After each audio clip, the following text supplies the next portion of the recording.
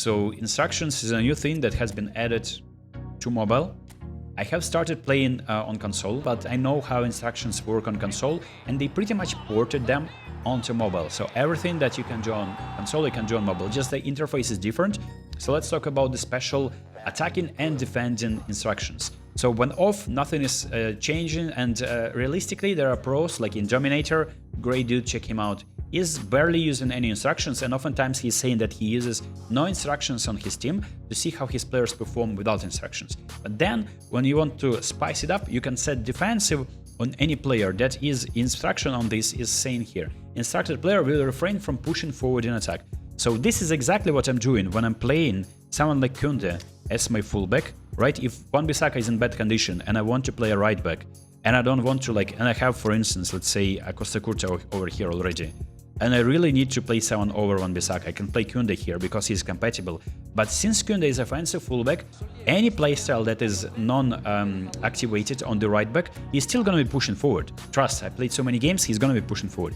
If you want your defense to be solid, especially in competitive games, especially with long ball counter setup, which requires your defensive line to be flat, so you can use defensive on Kunde now, and he's gonna be behaving like defensive fullback. Speaking of attacking, this is where you can give instruction on midfielders, anyone other than forwards. So the only thing that attacking is nice for, and I've made so many videos on that, I played with attacking on my Ruben Neves because he has so many good skills, he has the good kicking power, and I literally saw how out of nowhere a player with this playstyle, he's never making runs on his own, he is just like a whole player starts to run like a vertical run, like there is no tomorrow. He wants to be involved in attack, and I have always, it's like people would say that this formation is mid just because there is no attacking midfielder, and I would agree. But when you have attacking on this player, he is acting like a midfielder. So imagine this is what you're playing then when you're on the ball.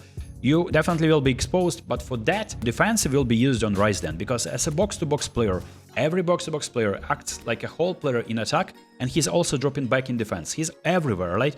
In attack, box-to-box likes to go here. In defense, he is like trying to be a nuisance. With defensive instruction, this Rice is never joining the attacks. Another instruction, which is called anchoring, that is also very convenient, and that's convenient to stop the kickoff glitch. Anchoring prevents your player from drifting to the right or to the left. So when you're assigning anchoring also on Declan Rice, for instance, you can use two attacking, right? There's anchoring on Rice, and there's, like, for instance, defending on Rice, defensive Rice, right? So you can use that. Now Rice not only going to be staying deep, is also not going to be drifting to right or left, making sure that your right backs and left backs are the ones who are stopping wingers. Tight marking and man marking, both of these are activated when you're playing a game, like a training, a AI game, or against a real opponent. And the difference is that you can only select a player now for tight marking who's going to be marked by a respawn. Like if a player plays on the left for your opponent, then this Costa Curta is responsible, then this Ruben Dias is responsible, then this Beckenbauer is responsible. And then when it comes down to an instruction that is very similar, that is called man marking, this is where you're selecting a player from your team that is going to be marking an opponent's player. This is actually very tricky because your opponent can be switching players around in the second half, and then your Costa Curta going to be marking not Messi over here. Messi may be in the middle down attacking midfielder. Costa Curta going to be dragged out of position. Very, very dangerous. And then the ones that are available now is counter target. And this is nice because that's something that you can use on someone who is liking to dropping down. Like you hate Neymar for being deep line forward, you can try this one, right? So he will not gonna be dropping down to help you defending. Maybe his position overall is gonna be improving. So if you're using counter target, I would suggest you using that on attacking players. And then deep line is another final instruction when the player is dropping actually and helping your defense. So deep line is good for players like Chiesa, right? Those who have trackback, those who have good aggression, those who are naturally like built to defend. So you can use it on Bellingham as a whole player. He's going to be acting as box-to-box now. So as you know, guys, I already explained that. If you use that on Bellingham, he's not going to be joining attacks. He's going to be dropping down. Like Declan Rice, attack in defense. He's going to be dropping down and helping you in defense. So these are these instructions. Trust me, it works, and you just need to decide what is important for you. And don't forget that before the game starts, every time you need to see whether your player is starting. So for instance, if you decided to substitute this Ruben Neves with Wilshere, every instruction on Ruben Neves is disappearing. It's not transferring to Wilshere.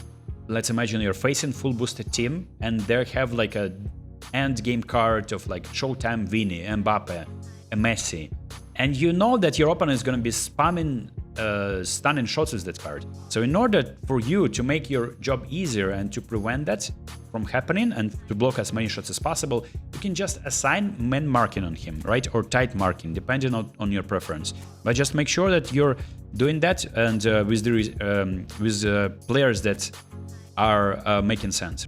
So for me, it's going to be attacking on Ruben Neves. I want to use this Rice as an anchorman. I'm going to be putting defensive on him. And I'm going to be putting defensive on this Kunde if I'm using him as a right back. So that's pretty much my attack. And I can use counter target on this Neymar. And I think that's more than enough for me. That's 4 instructions already activated. That could be very beneficial, you know. We can experiment with the tactics. So individual instructions currently is attack, attack. For defensive, this is what I want to give to Neymar, right? Because he is getting this deep line forward playstyle. He is dropping down for me. So I don't like it. Opponent's team. Maybe there's like some overpowered players. Okay, I understand it. Maybe that's. Let's forget that I said it. If there was like a good player, right? Like boosted Messi, we could assign a defender. He's like winning that. Okay, pass it, pass. Okay, Neymar is kinda, you know, Neymar is waiting in the box. He's saying, "Hey guys, there's me." Maybe I was like impressed for a second there. Look at this Neymar, deep line forward, making a very nice run. In fact, he is like... In fact, he was in an offside position there. I want the game to put a mode that you can put coins 2-on-1 on the opponent. No, this is not gonna be happening. Imagine how much lag is gonna be in the game. Like, people are gonna be tampering with connections. There's gonna be creating a new breed of cheaters. Konami is not doing that. It's a nice idea in general, right? Like wagers. I think... Yeah, I think it's, I don't know.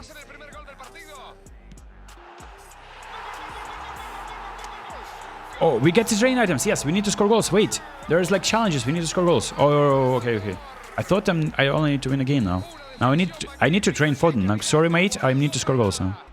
So yeah, these additional instructions is just like a whole new ball game. And just like, what exactly are you... Okay, Bellingham. Let's test new Bellingham though.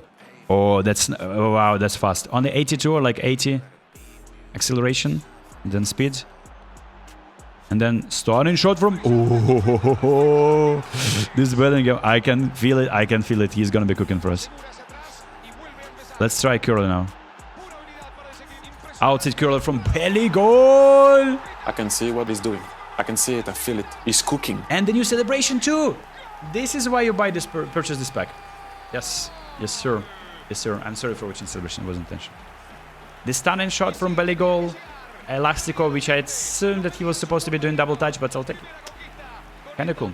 I get buttered on console, but at least I want to play till the end because I'm playing against experienced player. I'm learning something, right?